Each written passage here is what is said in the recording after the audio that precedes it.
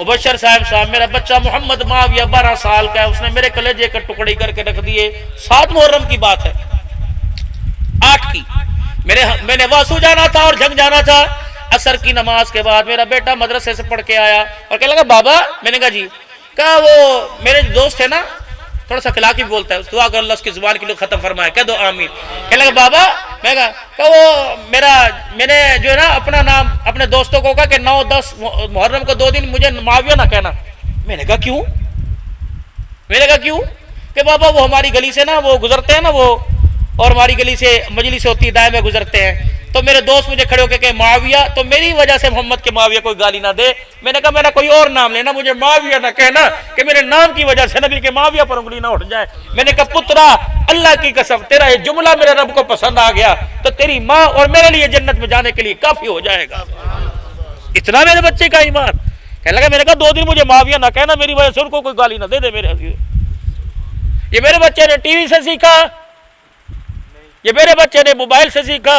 اللہ کی قسم باپ کا کردار اچھا تو اولاد اس ڈگر پہ چل پڑی۔ آج کہتے ہیں او دیکھو اے میرا پتر لگتا ہے، اس کی حالت ہے یہ میرا پتر لگتا ہے۔ اگر وہ بیٹا باپ کو کہہ دے ابا جی، او بابو علی صاحب اس کی حالت دیکھو یہ کیسے میرا ابا لگتا ہے۔ باپ کے ہاتھ میں سگریٹ بیٹے کے ہاتھ میں آ گئی، باپ کے کمرے میں میرے عزیزو اللہ وہ ٹی وی کی سکرین بیٹے کے کمرے میں آ گئی۔ اگر باپ روزانہ قرآن پڑھ کے دکھاتا، خدا کی قسم بیٹا بھی غیرت کے ایمان کا سامنے رکھ کر قرآن کی تلاوت کرتا ہے۔ اگر امی سر پر دوپٹہ رکھتی تو جرت نہیں تھی تیری میری بیٹی۔ اور لوگ کہتے ہیں لوگوں ماں باپ جوانی میں بوڑھے کیوں ہو گئے؟ میں نے کہا جب 15-16 سال کی بچیاں ماں باپ کے سامنے ننگا سر کر کے آ گئی، اللہ اکبر، غیرت کے جنازے نکل گئے۔ ماں باپ کی جوانی بچیوں کا ننگا سر دیکھ کر بڑھاپے میں تبدیل ہو گئی۔ امی کہتی کیا ہے دنیا کا چماٹ مارے ماں منہ کے اوپر، تجھے پتہ نہیں؟ بڑے بڑے پہلوانوں کو کھاڑے کے اندر بچھاڑنے والا آج بچی کے ننگے سر نے اسے بچھاڑ کے رکھ دیا ہے۔ حاجی نمازی میرے جیسے نمازیوں کی بیٹیوں نے ننگے سر کرنا شروع کر دیے تو اللہ جل شانہ نے رحمت والی نگاہ ہمارے سے ہٹا لی۔ ایسا تھا دادا دادی کے سال ثواب، والدین کے سال ثواب کے لیے تھا۔ ایک جماعت نکلی، اس نے اگلی جماعت کو نکال دیا، اس نے تیسری مسجد سے جماعت کو نکال دیا۔ بنیاد یہ جلسہ بنی ہے، جلسہ قیامت کی صبح تک جاری ساری رہے۔ فقیرو اٹھو اللہ کے نام پر، جمعرات سے اللہ کے راستے میں 3 دن کون لگائے گا؟ نیت کرو، پوری جماعت کھڑے ہو کے جانا ہے سچے دل سے، جو جائے ووٹ کے کھڑا ہو، جو جائے ووٹ کے کھڑا ہو، انشاءاللہ 3 دن اللہ کے راستے میں، 3 دن اللہ کے راستے میں، 3 دن اللہ کے راستے میں رہو۔ صاحب ذمہ دار ہیں، اپنے اپنے ساتھیوں کو پہچان لو، انشاءاللہ 2-3 جماعتیں لے کے جاؤ گے، پوری جماعت لے کے جائیں گے انشاءاللہ تعالی، پوری جماعت، علماء بھی قیادت کریں گے انشاءاللہ۔ حیاتی ہوئے بیٹھ جاؤ، مسجد کے 5 اعمال انشاءاللہ۔ ایک میرے عزیزو 7 ستمبر سن 1974 کو کچھ ہوا تھا، ہاں جب قرارداد منظور ہوئی تھی، قادیانی ہمیشہ کے لیے لعنتی قرار دے دیا گیا، ختم نبوت کا پرچم قیامت کی صبح تک بلند ہو گیا۔ جمعیت والے بھی ساتھ تھے، اہل و سنت والے بھی ساتھ تھے، ختم نبوت والے بھی ساتھ تھے، خدام الدین والے بھی ساتھ تھے، خدام اہل سنت والے بھی ساتھ تھے۔ ساری جماعتیں یکجا ہو کر اللہ کی قسم بھٹو سے دستخط کروائے تھے کہ قادیانی کل بھی کافر، آج بھی کافر، قیامت کی صبح تک کافر لاتی رہے گا۔ تاجدار ختم نبوت، تاجدار ختم نبوت، ختم نبوت کے محکمے میں کون حضور کی ختم نبوت کے لیے نوکری کرے گا؟ مال جان سے جہاں ختم نبوت کانفرنس ہو رہی ہے جاؤ گے انشاءاللہ، سعادت سمجھو گے۔ بلکہ اب گودوں کے اندر اپنے نواسوں اپنے بچوں کو بھی لے کے جاؤ تاکہ حضور کے نوکروں کے اندر ہمارے نواز بچوں کا بھی نام آ جائے۔ پھر کو تاجدار ختم نبوت، شان صحابہ، شان صحابہ، شان سیدنا صدیق اکبر، شان سیدنا عمر فاروق، شان سیدنا عثمان، شان حضرت علی، جناب حضرت حسن، شان حضرت حسین، شان امیر معاویہ، شان امیر معاویہ۔ یہ دکھ درد یہ نظریہ لے کے چلے جانا، انشاءاللہ قیامت کے دن شفاعت بھی نصیب ہوگی، حوض کوثر بھی نصیب ہو جائے گا۔ اب آخری تشکیل، مدرسہ کس نے بنایا؟ اللہ نے جگہ دی۔ ذریعہ کون بنے؟ رو شریف سے۔ اگلے 30 لاکھ روپے کی جگہ اعلان کیا، ہم نے جگہ وقف کر دی۔ 2 کلاسیں چل رہی ہیں، پڑھانے والے 2، اب استانیوں کی ضرورت، پچھلے سال 15-20 بندوں نے ہاتھ کھڑے کیے، مولانا فرمانے کہ 1 یا 2 رہا سب کرے 1-2 بندے جو ہیں. آپ یقین کریں، میں حافظ نواز قلوی رحمۃ اللہ علیہ کا انتقال ہوا، ایک دن مجھے لے کے بیٹھے، کہنے لگا عبدالحنان نا میں کیا کار بندے نہ نکال ہے، میرا نکال کوئی نہ. میں کہ کیوں؟ کہ جب تو نے پہلی مرتبہ میرے سامنے مدرسے کا چندہ کیا، پھر میرا کلیجہ ٹھنڈا ہو گیا کہ اس مدرسے کی نمائندگی کرنے والے.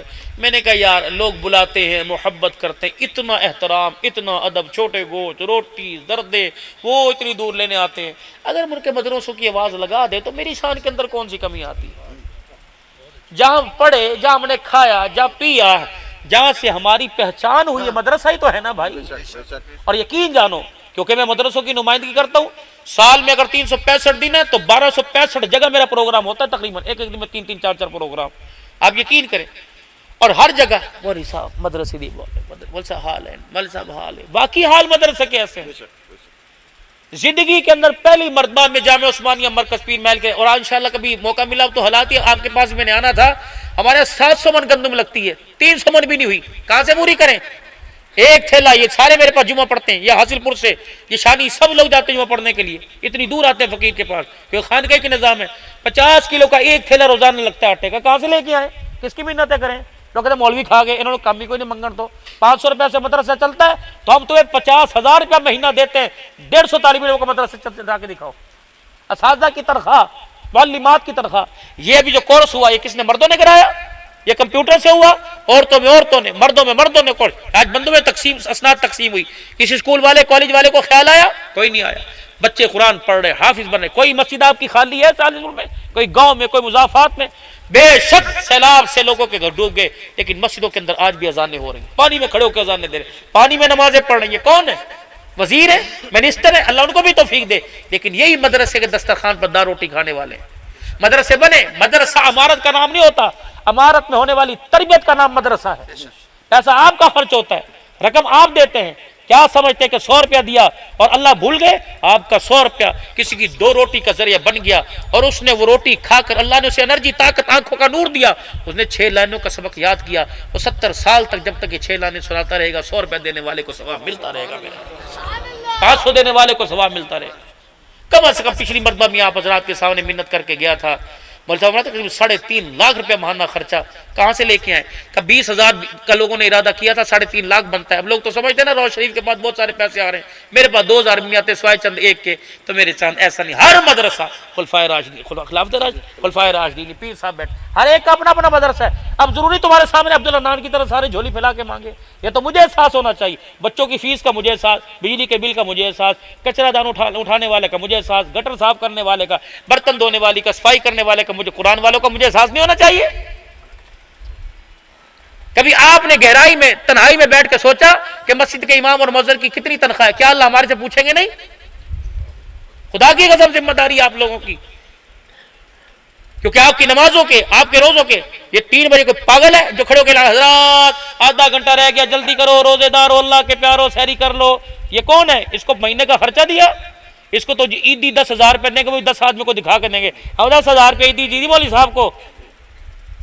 یا تو آج سارے دعا کرو اللہ جتنی مسجد کے مؤذن اور امام کی تنخواہ، اللہ ہماری تنخواہ بھی اتنی کر دے. اگر اتنا گزارا نہیں ہوتا، یقین کرو تمہارا تو آپ بہت قیمتی لوگ ہو، ہمارا کروڑوں میں گزارا نہیں ہوتا. لیکن اللہ نے مسجد کے مؤذن اور خادم امام کی تنخواہ میں برکت ڈال دی، اس کا 8,000 کے اندر بھی گزارا ہو جاتا ہے. اللہ سے برکتیں مانگے، خیر مانگے. اور اپنے مسجد کے ائمہ، اپنے مسجد کے مؤذن، اپنے مسجد کے خادم، ان کو زکوٰۃ لگتی ہے لیکن پردے میں لگتی ہے. مولانا ایسے ہی نہیں لگتی ہے ان کو. یہ کوئی چشتیاں سے، کوئی بہاول نگر سے، کوئی مکلوڑ گنج سے، کوئی کہاں سے، کوئی لاہور سے، کوئی فیصل آباد سے آپ کے پاس امامت کر رہا ہے. آپ نے جو رات کے 15 منٹ کی فون کال اپنی بیوی سے کرتا ہے، اس کی داستان کبھی آپ نے سنی ہے؟ بیمار ہے، دوائی تے پیسے گھل دے، وہ کہتے ہیں تنخواہ 5 دن کدھر کو لوا، نمازی سے لے گا تو مصیبت، دکان سے ادھار لے گا، وہ آگے کہے راؤ صاحب چینی ہمارے سے لے کے گیا. ایسا نہ کرو میرے پیارو، اپنی مسجد کے امام مؤذن کا رکھو گے خیال انشاءاللہ، پکی بات ہے. اور سیلاب زدگان کے لیے ہر گھر سے امداد جانی چاہیے، اور گئی بھی ہے، اور بھی بھیجو گے نا انشاءاللہ.